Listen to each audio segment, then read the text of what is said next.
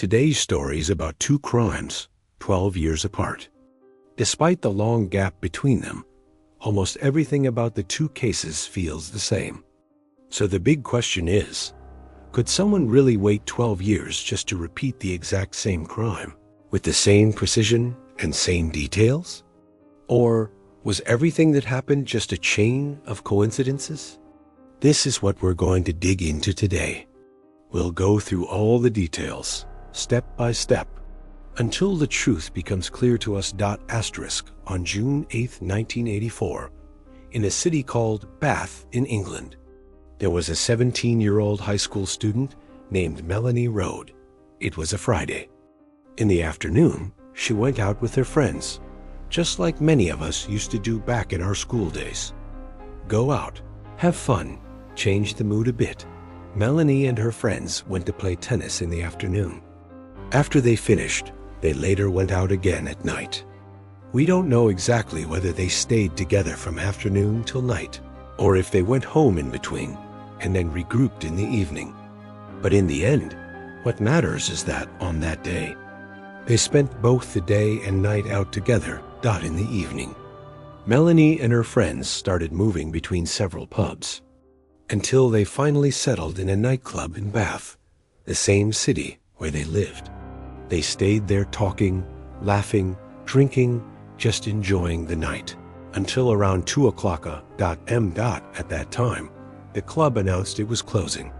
So everyone got up to leave, and the group started saying their goodbyes. One of Melanie's friends, her boyfriend, offered to stop a taxi for her so the driver could take her home safely. But Melanie refused. She told him, "No need, I'll just walk home." The walk from the nightclub to her house took about 30 minutes on foot. Why wasn't Melanie scared to walk at that hour? Because she knew that route very well. The street wasn't dark or isolated or creepy. It was a lively, well-lit street with people still out and about. And she was used to walking there. This wasn't some strange new path for her. So after saying goodbye to her friends and to her boyfriend, Melanie headed off in the direction of her home. And from that moment on, neither her boyfriend nor her friends, nor her family ever saw Melanie alive again. About 3.5 hours later, around 5:30 a.m., a local milkman and his son were doing their usual rounds in the streets, going door to door delivering milk. While walking, they came across the body of a young girl lying next to a garage. Surrounded by a pool of blood. The milkman immediately called the police and reported the crime. The police arrived at the scene, sealed it off, and prevented anyone from entering so no evidence would be destroyed. They began searching for any clue. The first thing they found was a set of keys with a small wooden keychain attached. And on that piece of wood was a name, Melanie. The problem was, they still didn't know who the victim was. Just because the keychain said Melanie didn't necessarily mean the body belonged to someone called Melanie. So they decided on a quick method to try and identify her. They drove through the nearby streets using a loudspeaker, calling out the name Melanie and asking for her family. At the same time, Melanie's family had just woken up at home and realized their daughter wasn't in her room. For them, this was something completely out of character. Melanie wasn't the type to spend the night out without telling them, nor the type to stay out this late. Her mother later said that when she heard the police calling the name Melanie through the loudspeaker, her heart sank. A mother's instinct told her that something was terribly wrong. She ran out of the house in panic and headed straight for the police car. She knocked frantically on the window. The officer rolled it down and asked her what she wanted. She told him, breathless, "The Melanie you're calling for. She's my daughter. She left yesterday and never came home." The officer went quiet for a moment, sighed, and then told her, "We found the body of a young woman. We need you to identify her and tell us if she's your daughter or not." The body was killed in a brutal way. When Melanie's family saw the body, They confirmed that it was indeed their daughter, Melanie Hart. The news hit them like a thunderbolt, like knives cutting through their hearts. The entire city of Bath was also deeply shaken. Bath was known as a peaceful city with very low crime rates, and a savage murder like this was almost unheard of. Naturally, fear spread everywhere, especially since the killer was still on the loose and could strike again at any time. The body was found around 200 meters from Melanie's home, near a garage. The forensic pathologist examined the body at the crime scene. He found that Melanie had been sexually assaulted twice and then stabbed 26 times. 21 of those stab wounds were on the front of her body. The rest were in her back. Most of the wounds were concentrated on the right side of her body, leading investigators to suspect that the killer was left-handed. If a left-handed person stabs someone facing them, the angle of the stabs naturally shifts toward the victim's right side, whereas a right-handed attacker would tend to strike more towards the left side. They also found another patch of blood separate from where the body lay, which suggested that Melanie had first been attacked and stabbed there, and then dragged to the spot where her body was eventually discovered. The forensic team examined all the blood at the scene and found 74 blood spots. All of them belonged to Melanie, except 14 spots. These 14 blood drops did not match her, so it was clear that those 14 spots were almost certainly the killer's blood. Maybe he accidentally cut himself during the attack, or Melanie managed to injure him while trying to defend herself. Because the killer had also sexually assaulted Melanie, they were able to obtain his DNA as well, confirming that the attacker was male. But this was 1984.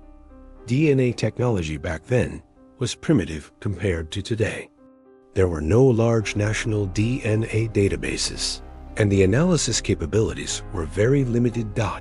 So investigators focused heavily on those 14 blood spots. When they analyzed the killer's blood, they discovered that he had a very rare protein marker in his blood, something possessed by only about 2% of the entire UK population.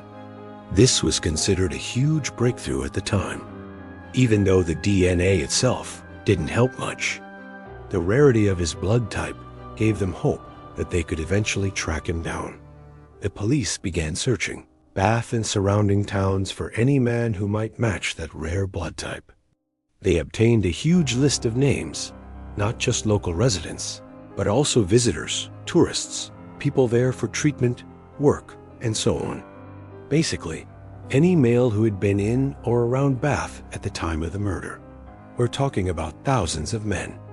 Testing the blood type of every single one of them would have cost a fortune and taken an incredible amount of time. It would have been like draining the budget of an entire country got, so they tried to narrow it down.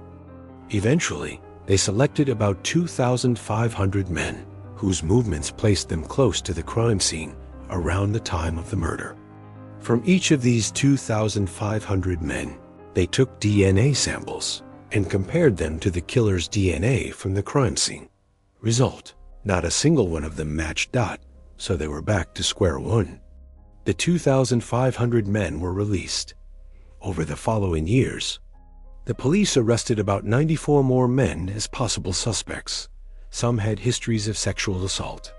Some had violent tendencies. Some had committed murder.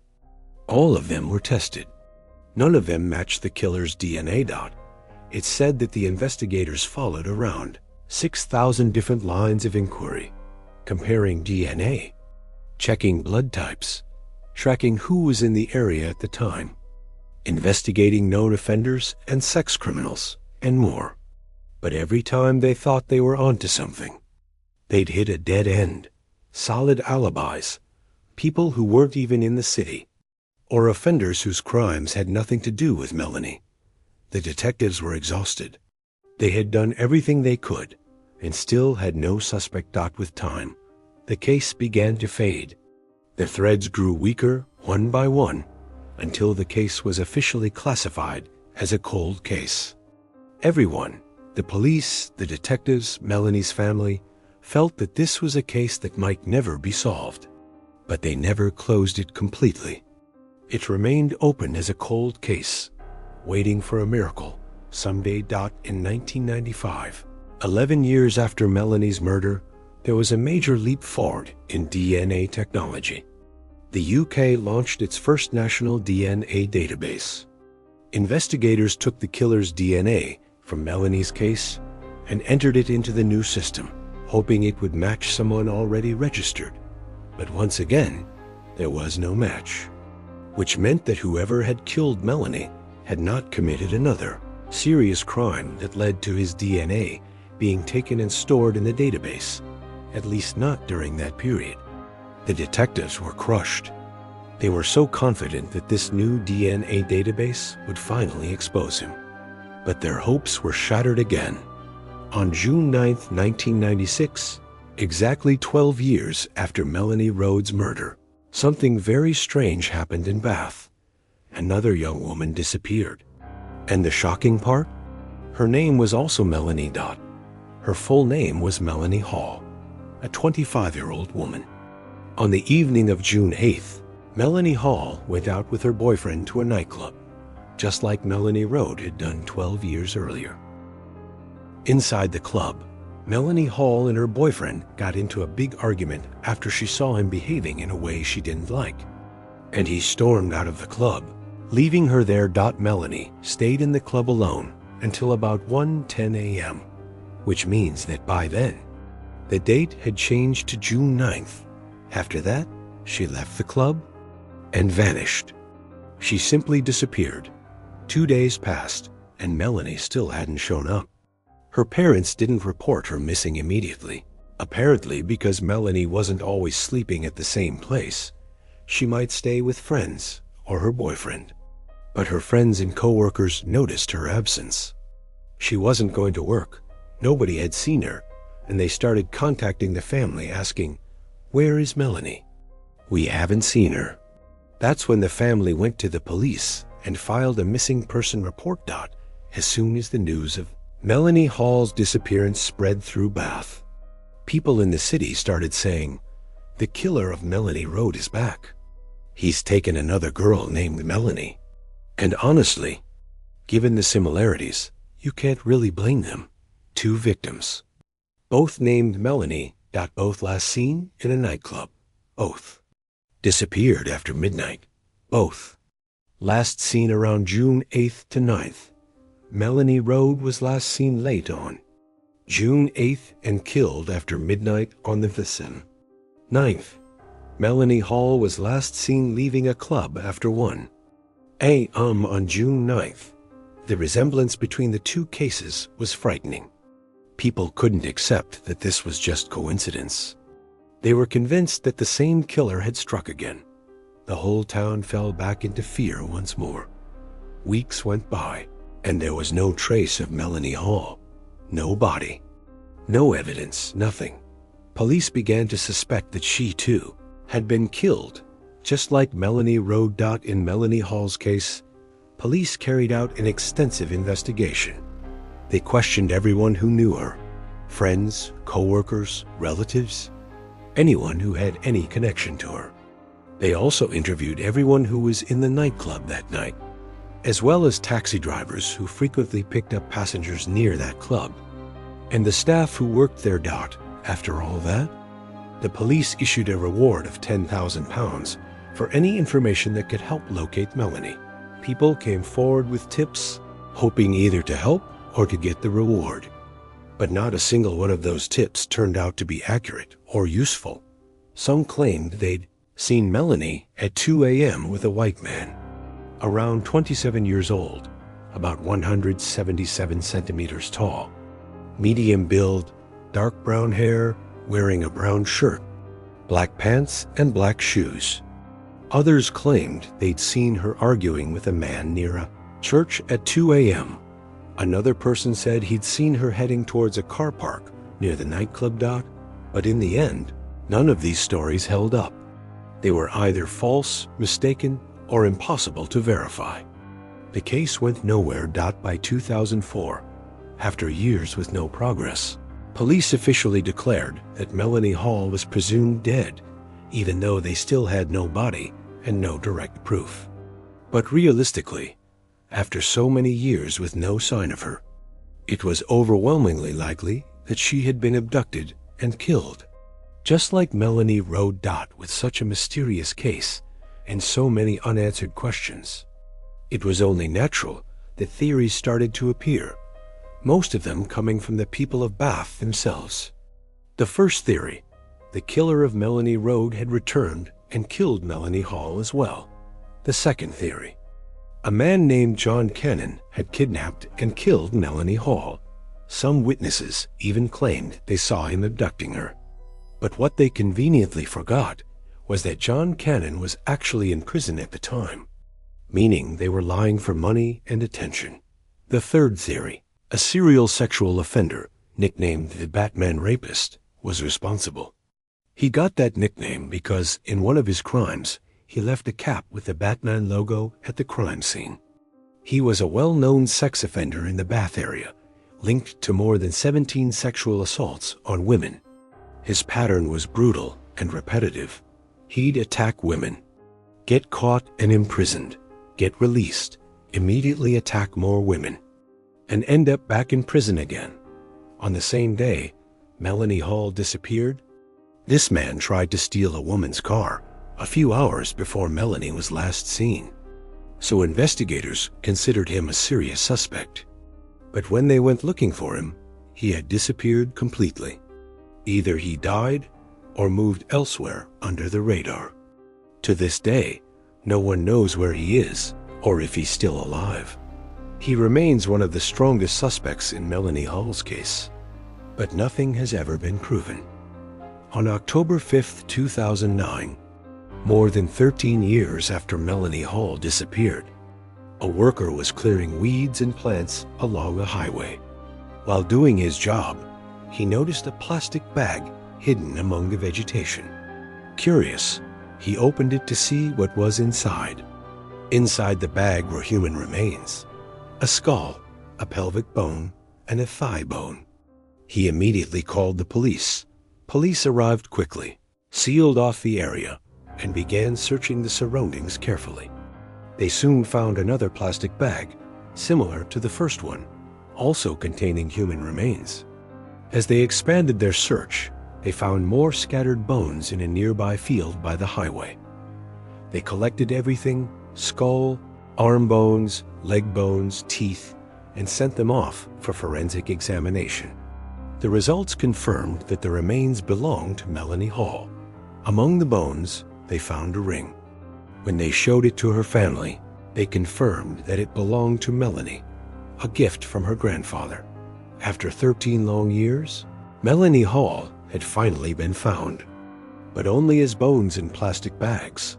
The autopsy indicated that she had suffered a violent blow to the head and jaw with a blunt or sharp object.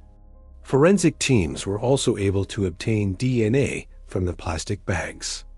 This DNA most likely belonged to the killer. They checked the DNA against their databases. Again, no match, and here was the big twist.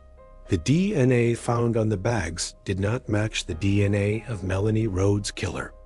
In other words, the man who killed Melanie Hall was not the same man who killed Melanie Road. So all those terrifying similarities, the names, the nightclub, the dates, the pattern, were, unbelievably, just coincidences. Investigators believed that Melanie Hall's murder was an opportunistic crime, not pre-planned, but more like the killer saw an opportunity, abducted her, killed her, and then dumped her remains near the highway. If it were a carefully planned crime, they thought he would have disposed of the body in a more deliberate, hidden way. Not so close to a major road. In the same month, her remains were found. Police also found a Ford car key near the area, but they couldn't link it conclusively to the killer. The reward for information was increased to £20,000. Then Melanie Hall's parents added £50,000 of their own money, and a crime TV program contributed another £10,000. Total reward, £80,000 for anyone who could identify her killer. Police arrested multiple men as suspects over the years, but DNA tests cleared all of them. To this day, Melanie Hall's murder remains unsolved. The investigation is still open, and justice has yet to be served. Now that we know Melanie Hall's killer was different, let's go back to the first case, Melanie Road. Over the years, DNA technology kept improving. One of the biggest advances was the ability to detect family connections through DNA. This means that if you have the DNA of an unknown offender, and you also have DNA from one of his close relatives, you can detect that there is a strong biological relationship between them. This is known as familial DNA. A searching dot. About 25 years after Melanie Rhodes' murder, the case was still unsolved, still open, still cold. Around that time, a nurse went to the police. She told them that one of the patients in the hospital where she worked had, just minutes before dying, confessed to her that he was the one who killed Melanie Rhodes. The police rushed to the hospital, took a DNA sample from the man's body, and compared it against the killer's DNA from the crime scene. Result: no match. So either the nurse was lying, which is unlikely because she knew they would check, or the dying man wanted to stir drama and confusion before his death, to go out with a twisted story, claiming a crime he never committed. In any case, it turned out he was not the killer. In 2014, about 30 years after Melanie's murder, a new head of investigations, a senior female detective, was appointed. She decided to reopen and review all the unsolved cases, including the murder of Melanie Rhodes, with the help of modern DNA science and, specifically, familial DNA searching. They re-examined the killer's DNA once again. After several months of careful work, they discovered something crucial. There was a person in the database whose DNA showed a strong familial link to the killer's DNA from Melanie's case. This person was a woman named Claire Hampton. Her DNA had been entered into police records because of a minor domestic dispute. She wasn't a criminal. It was just a small case where they happened to take her DNA as a precaution. The family DNA search showed that there was a close blood relationship between Claire and Melanie's killer. A relationship strong enough to indicate an immediate family member, like a parent or child or full sibling. So investigators dug into Claire's family background. The most interesting person in her family was her father, because he had been living in Bath at the time of Melanie Rhodes' murder. He was also the one with the strongest genetic link to the unknown killer. They ruled out her mother and any sisters. And given that the killer was male, all signs pointed to one man, Claire's father. His name was Christopher Hampton, and at that time, he was 64 years old. He had since moved away from Bath and was living in another city. Police contacted Claire, got his address, and then went straight to his house. They asked Christopher politely if he would provide a DNA sample. He agreed immediately and cooperated, showing no signs of nervousness. When his DNA was analyzed and compared to the killer's DNA from 1984, it was a perfect match. After more than 31 years, they had finally identified the man who killed Melanie Rhodes, Christopher Hampton. On July 3, 2015, police went to Christopher's house and arrested him. As they were taking him away, his wife asked him, "Will I see you tonight?" He replied, "I don't think so." Christopher knew his time was up. He had spent 31 years living his life, thinking he had gotten away with it, but in the end, justice caught up with him. Over those years, he had lived a seemingly normal life. He married twice, had 4 children, and worked as a painter and interior designer. His wife could not believe the accusations. To her, he didn't look like a killer at all. But when she learned that he had committed such a brutal crime 31 years earlier and had sexually assaulted a teenage girl. Her world collapsed. During interrogation, police asked Christopher to explain what he had done that night, how he'd met Melanie, why he'd killed her, and how the attack took place. He chose silence. He refused to answer any questions or give any details. The police no longer needed a confession. The DNA was decisive. But they had hoped he would at least explain why he did it. He never did. On March 9, 2016, Christopher Hampton's trial began.